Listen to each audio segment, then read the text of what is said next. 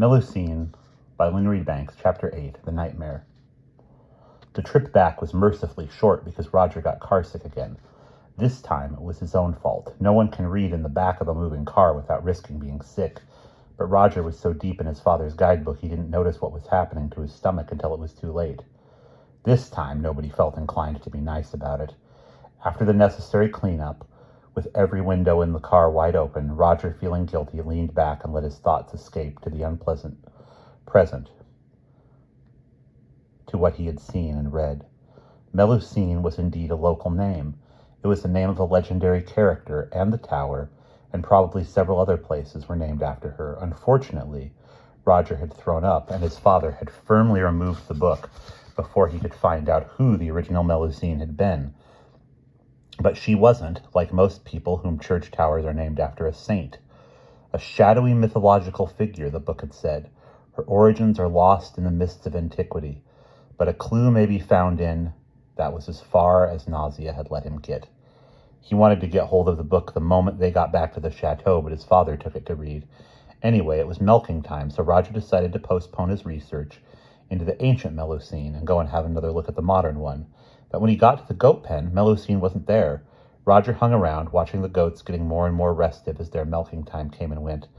Like cows, they needed to be milked on time, or it seemed their udders became too full and started to be uncomfortable.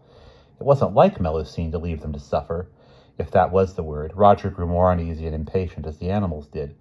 After about 3/4 of an hour, he could stand it no longer and decided to risk a visit to the ogre's kitchen. He was cautious this time. He crept in the back window, silently, his sandals making not even a whisper in the rank grasses, and raised his head with infinite slowness to peer in.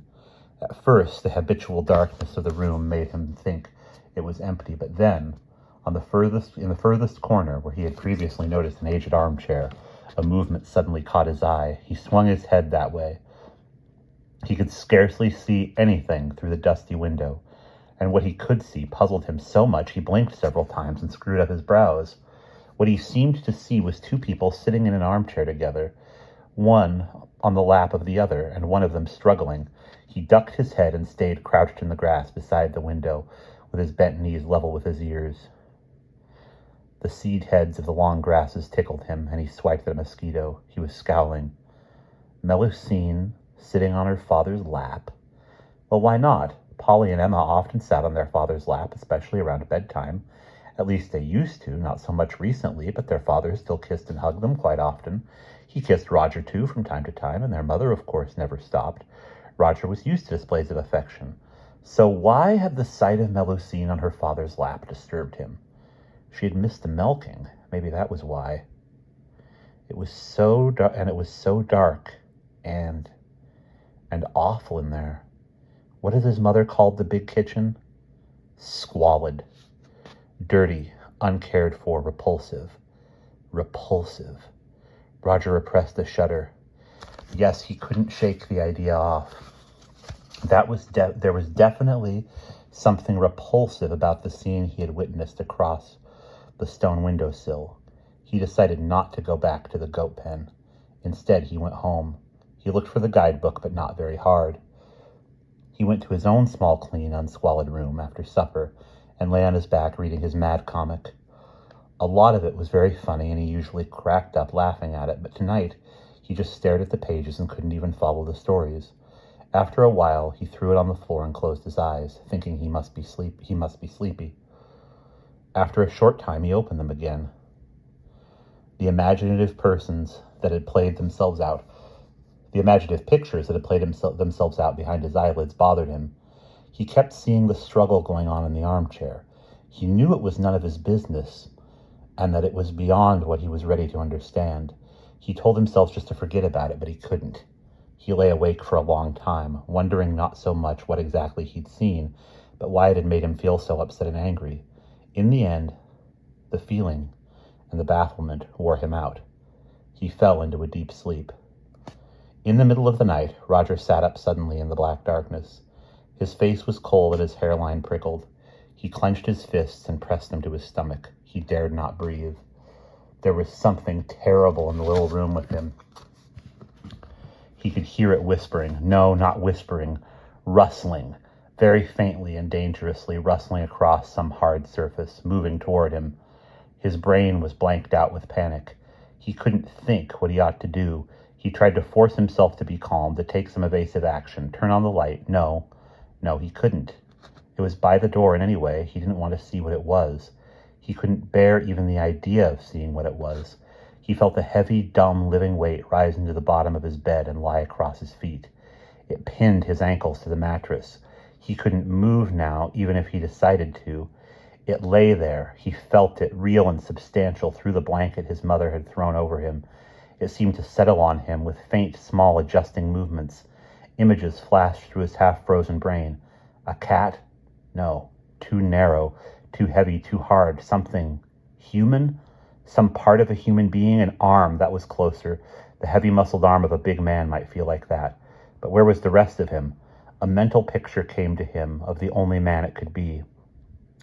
Monsieur Serpais, the ogre, laying on the flagstone floor in the dark with his arm across Roger's feet. Why?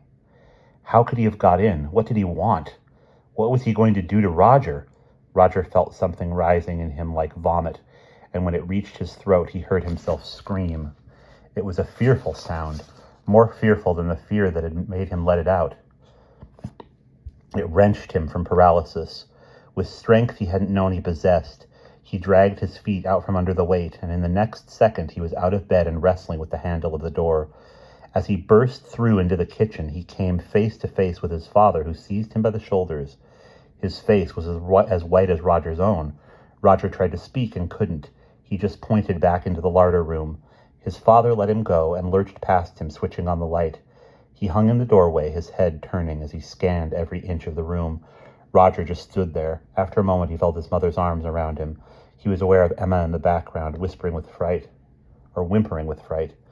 He found himself thinking, Polly sleeps through anything. And when he thought that, he knew the worst was over, and he was coming out of his terror. His father turned back to him. There's nothing there, Roger. It wasn't a dream, Dad. What was it? I heard something, a rustling. I've heard it before in there, and then something. He had to stop and swallow and clear his throat of the horror still lurking there.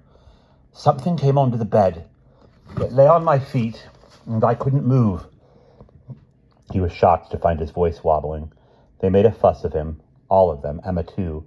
While their mother made cocoa and spoke quietly to their father, Emma comforted him in Waddy. There wasn't nothing in there, Wada. Wada had a dwarful dwum. Woke Eddie with an audible scream. He was recovered enough to reply, Soddy Eddie. Wada had a woggable fwat. Wada a droom. Wada id wad wheel. Somehow, it was a great help to be able to lapse into this childishness. He only wished that he could tuck into bed with his parents, as he remembered it had been the remedy years ago, when occasionally he or the twins would wake up after a nightmare. But this wasn't a nightmare. He was utterly sure of that, and his father at least believed him, because he said, as he handed Roger his mug of cocoa and put his arm round him, Listen, Rog, there's obviously something about that room that doesn't sit well with you. I think you'd better sleep on the settee in the big room tonight, and tomorrow we'll see what we can arrange.